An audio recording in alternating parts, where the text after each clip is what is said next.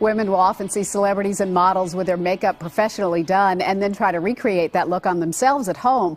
But those looks often are overdone to read well on the red carpet or in a photo shoot. Here now to show us how everyday women can create the latest makeup trends without overdoing it is professional makeup artist Isabella Rosalind. It's nice to have you with us. Yes, thank you for having me. You have two beautiful models here, Sarah and Sydney, and you're going to show us two of the trends that are really hot right now for fall. Yes. And the first one is a jewel tone smoky eye. That's something new. Yes, it is.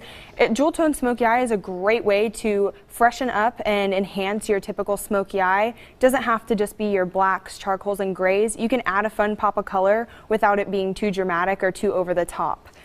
I've got your palette right here, and I love these colors. When you think of jewel tones, I think of super bright, but these really aren't bright. They're just vibrant. Exactly. They're like a muted jewel tone almost. So what are you using here on Sarah? So today we used this tone right here. I like to start light and work dark. Okay. All right. So we have the dark shade here. We're going to put that right on the lid.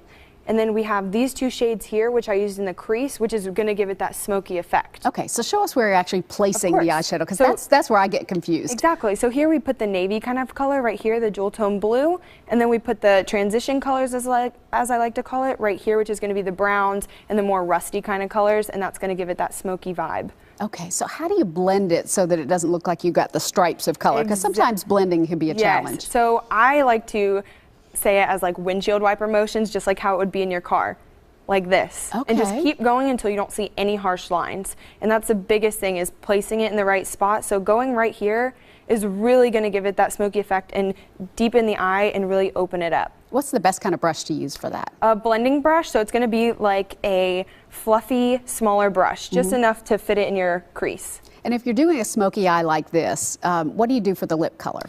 I would definitely do something neutral.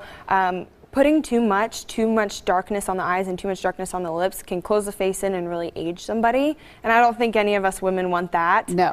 Definitely not. So I like to go with a nudie kind of pink color, and that just kind of completes and seals the look. Yeah, looks beautiful on you, Sarah.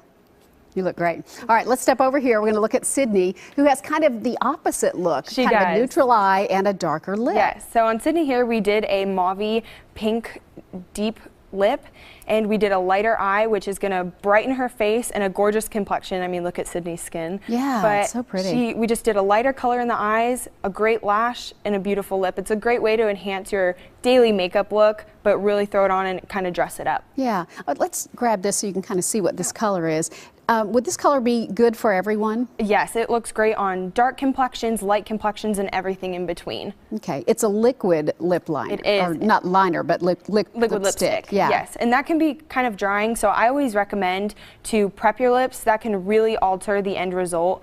And prepping your lips, I mix a little bit of coconut oil and sugar together, mix it to make a paste, exfoliate, and get rid of that top layer of dead skin. And I remove it with a warm washcloth.